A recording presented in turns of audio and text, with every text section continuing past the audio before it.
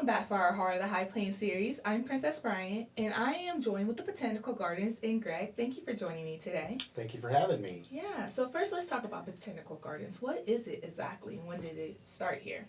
Well, it started in 1968 officially. Mhm. They did a lot of fundraising before that, before it broke ground, but a botanical garden is just kind of a museum for plants. It's Yeah. an educational place. It's a place for relaxing, enjoying nature. It's a place for events. It's just a place to be outside and enjoy what nature has given us. Yeah, and you talked about the educational aspect. Tell me, how is the garden doing that aspect for the community? Well, education is very important to us, and it's we're actually gearing that up. We have some really exciting things coming up dealing with education Yeah. this coming year. We do about 3,000 school-age kids field trips a year, Mm-hmm. and a little bit of adult education. We're going to beef that up, but we're really excited about a new feature coming this year. It's going to be based on education and also just delight. It's going to be a butterfly exhibit. It's going to be a free flight butterfly house, and it's Mhm. going to be John P. Connell, the John P. Connell Butterfly Sanctuary. Sorry. Yeah. Yes. No, you're all good. And tell me the importance of teaching nature and a little bit more about nature to the community. Well, we live in an area where I think a botanical garden's really important because, let's face it, I like living here as well, but Yeah. nature-wise, it's a little barren somewhat, Mm-hmm. and so I think here it really makes a lot of sense for a place for somebody right here in town that they can come and see and be with nature and have field trips and educational things and just relax, Yeah. and be outside and enjoy that. And tell me kind of the reaction you see out of the community when they're coming to the garden for the very first time. Well, that's one thing I really like working there. No Yeah. one comes, if they come angry, they don't stay angry very long. Yeah. Because it's just a pleasant kind of decompressing place, Mhm. that people come and to relax. Some people come and stay a good long time, read a book, just Yeah. enjoy the sun or, just the beauty around them. Or, there's some people that are just quickly through, but it's different for everybody, but I think it's very important here. Yeah. And tell me about the different kind of exhibits or what can people kind of expect when they're making their way out to the garden. Well, right now, it's winter. Yeah. And there's really, the winter from now until spring in Amarillo is pretty bleak. So there's definitely things to see. Our conservatory of tropical plants, it's 6,000 square feet of tropical plants and a waterfall and pathways through there. And there's even some birds in there. That's beautiful right now. Yeah. We've upgraded it some and it looks great. It's got humidity and warmth, and even the coldest days it feels like you're in a tropical place, so that's great. Mm-hmm. The pathways and just the plants, just the way the gardens are laid out well, it's still a very nice place to visit. And when spring does arrive, kind of tell me, seeing that garden switch through the seasons, what does that kind of look like for you guys? When spring comes around and we get into the summertime, tell me about seeing that change in the garden. Well, right now, we just got out of our Christmas big event. Yeah. And we had a great year with that. And so we're cleaning up. We're doing our fall cleanup now. And so we have a lot of cleanup and getting ready for spring. Spring's, it's kind of variable here. We get a lot of wind and sometimes some late spring freezes. So it can be great or it can be kind of treacherous here.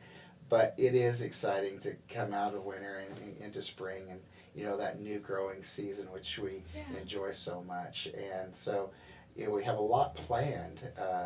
We change things up every year. Some things will remain the same. We kind of evaluate each garden and each area and kind of decide what we're going to do differently or keep the same. But we're in the middle of that right now. Yeah.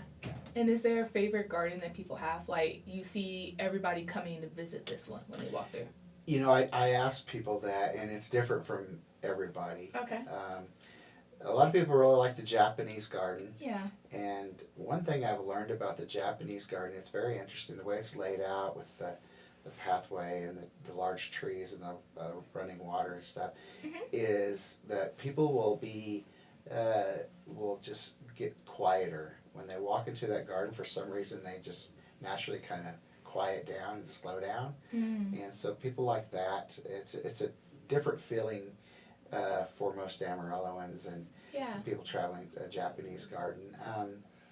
But, I think the favorite one for me, it changes all the time, what's going on there and what's looking good. And so I think for most people as well. And you talked about the Japanese garden. Tell me kind of what can people expect? What does it kind of look like? Well, it's very interesting, Japanese garden. It has a very West Texas kind of feel to it because it's a lot of Japanese gardens are just have a lot of ground cover and stuff like that. We have a lot of it's gravel, kind of not pathways aren't gravel, it's deck pathways, but it has a black gravel making patterns, and then water courses, waterfalls, a large pond with a lot of koi fish in there, and a tea house, and other Japanese elements, bamboo and things like that. So it's kind of the deck is over the water, which is fun, and so it's a favorite place, Yeah. And how many gardens do you guys have in total? Well, Botanical? Yeah, we're kind of broke up into about 33 right now. Okay, yeah. Different kind of styles and named gardens. So about 33. And when you guys are coming up with this theme, let's focus the Japanese garden. What made you guys even want to bring that to Amarillo? Well, it's pretty common in botanical gardens to have a Japanese section because it's such a distinctly different cut of gardening look.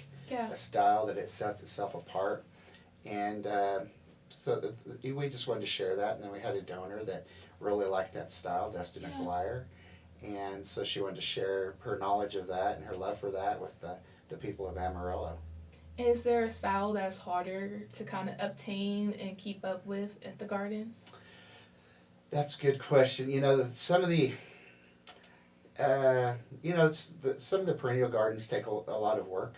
Okay. I like perennials, but constant deadheading and weeding and changing and moving and so those do take a significant amount of work. But they all take some work. Gardening is not for the lazy person.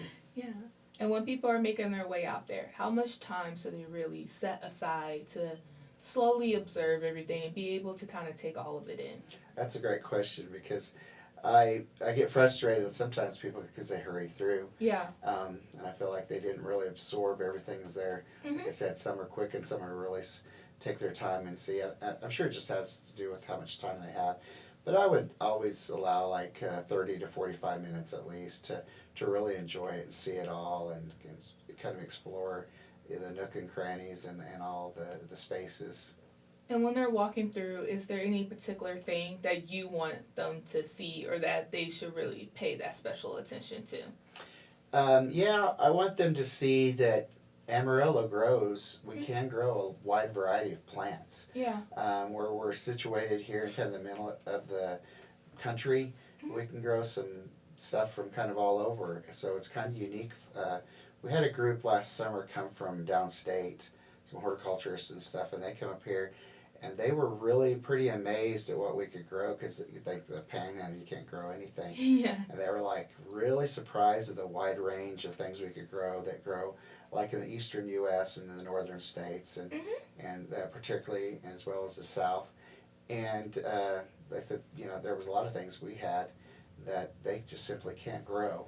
And of course there's things downstate that we didn't grow very well as well, but they were very, very pleasantly surprised. And talking about that, tell me a few of the things that you guys grow throughout the year. What are some of the common things you can see every year? Well, all the things in the conservatory, they're year-round. The stuff outside is dormant right now.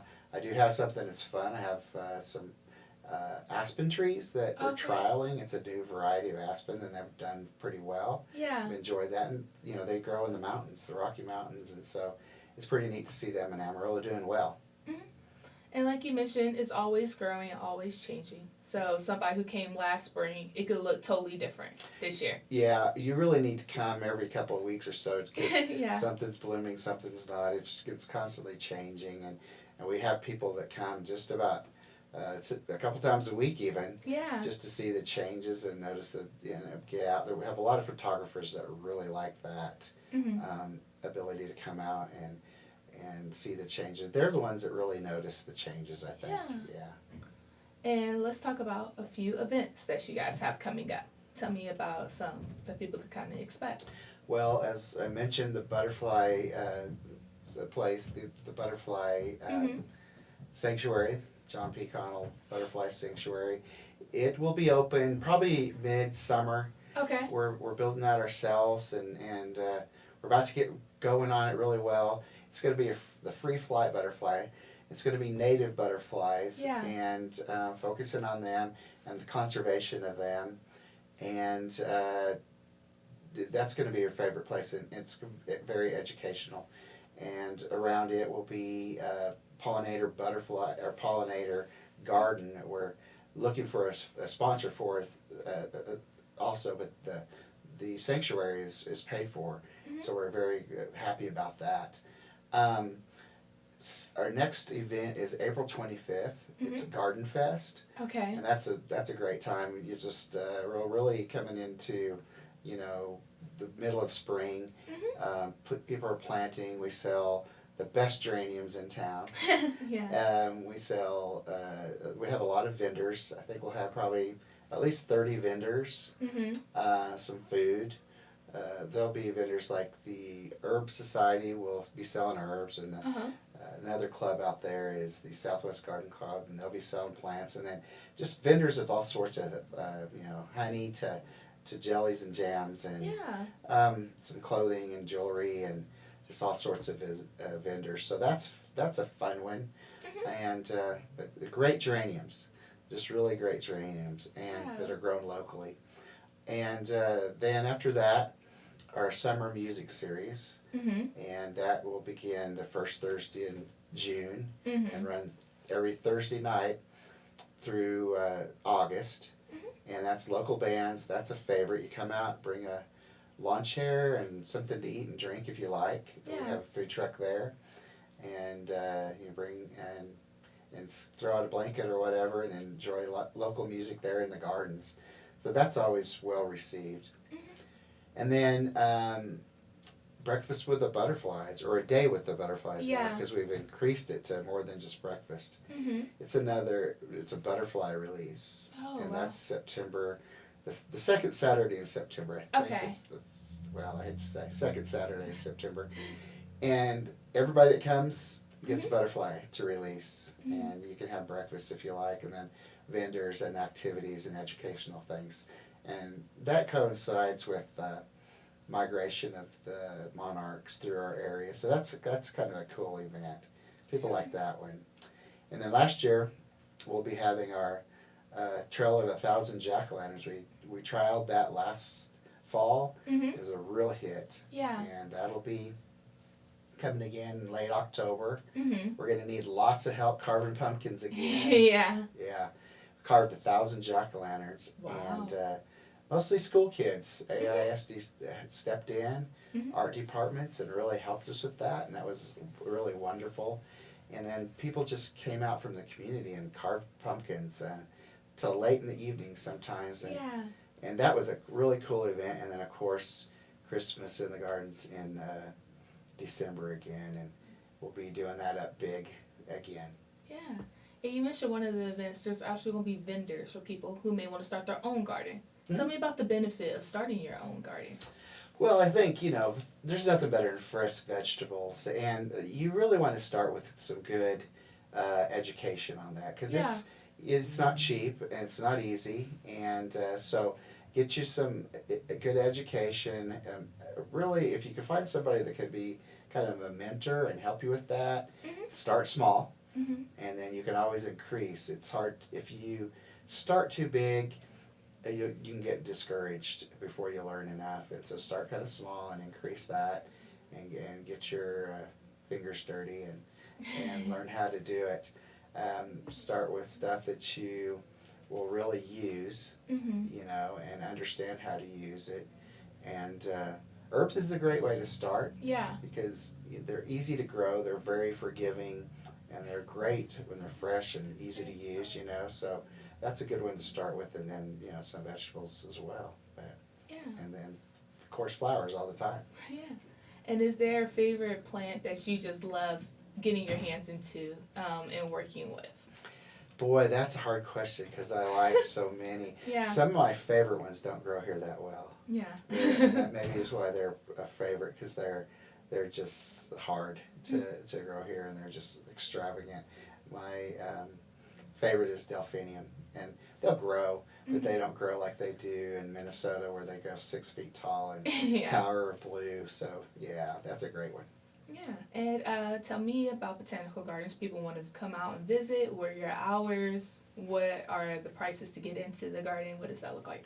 Okay, well, we have about 100,000 visitors a year, so we're really well attended. A lot of people traveling come through, as well as local people. But we're open 9 to 5, Monday through Friday. In the winter, our hours change, so the best thing to do is go to our website or Facebook page and look. But we're open 9 to 5 Monday through Friday. Saturday afternoons now. In the summer, that will increase to 9 to 7 p.m. Monday through Friday, and then we're open Saturday and Sunday afternoon as well. So it changes with the season. Yeah. But right now we're not open Sundays, but half a day on Saturday. But so check before you come out or give us a shout. Yeah. And then it's just $10. $10 for regular admission. Stay all day if you like. Kids 5 and under are always free at the gardens. And so that's one thing that people really enjoy. Young families can come out, and we're very reasonable. Veterans are free. Seniors are discounted. So we're very generous with our time and our fees. And then we have memberships. Yeah. A lot of people take advantage of those, and we have different levels of membership that are very reasonable, and some families come out very often on those and take advantage of those. You know, you come to Christmas for free with it, and different things like that. Discounted rates on other events. So check us out. And let's talk about a few events that people kind of bring to the gardens, like proposals, for example. Have you kind of seen those over there? Oh, yeah. Particularly at Christmas, but through the year. Yeah. Because it's a pretty place. And but we see a lot of proposals, a lot of weddings. Right now, I think we only have a couple Saturdays in all of the 26 available for weddings on a weekend. If you want to get married during the week, we can still accommodate you. But we do so many events, corporate events, business events, lecture series, and people just come to meet. We do even a few funerals because it's a beautiful, comfortable place, and family events, birthday parties, retirement parties, you kind of name it, because we have. Maybe a lot of people don't realize we have some great indoor spaces as well. 3 different sizes that are very accommodating, and so if you rent an outdoor space there, we save an indoor space as a backup in case of bad weather, so that helps. So yeah, there's lots of events going on. Yeah, maybe something some of your listeners may not know is that we're a nonprofit. Okay. And we don't receive any tax dollars. So we're entirely self and donation funded, and the events and rentals that we do funds us as well. But we don't take any of your tax dollars, although we're over there in the park. So a lot of people probably think we're funded by the city, but we're not. So your admission and your rentals or your attendance to our events are very important to keep us open. And touching on that, how can people continue to support the gardens and kind of the work you guys are doing? Well, donations are always wonderful. You know, we do a lot of donations like memorial type stuff, and then just generous people. There's some wonderful generous people that love to do that. The Butterfly Sanctuary is in memory of someone by their loved ones, and that's another way.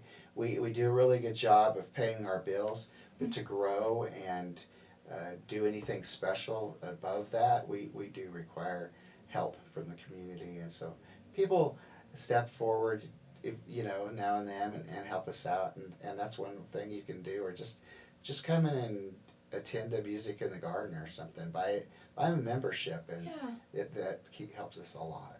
Yeah. And another thing with nonprofits, you guys also are always in need of volunteers. I'm glad you asked that. Yeah, volunteers are very important to all nonprofits. Mm-hmm. And I find that most people that volunteer have an expertise that they can share, and it's knowledge and experience. And so we love our volunteers, and we have a good number of them. We can always use more, but if you're out there and you're needing something to do, we just come on in and visit with us where you'd like to get plugged in.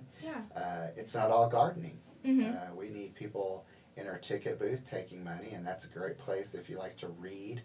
You can sit there and read, between customers, or of course we need volunteers for gardening as well, and in other areas. But yes, we love our volunteers. We have our whole educational for the kids department is all volunteers, and they do a fantastic job. And they're mostly retired educators, and they understand that, and they do such a good job that the kids love to come out there because they get out of that classroom. And they really like that. Yeah.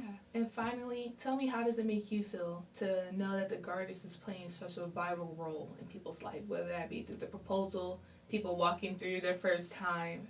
What kind of reaction do you get out of that? It really is nice. Yeah.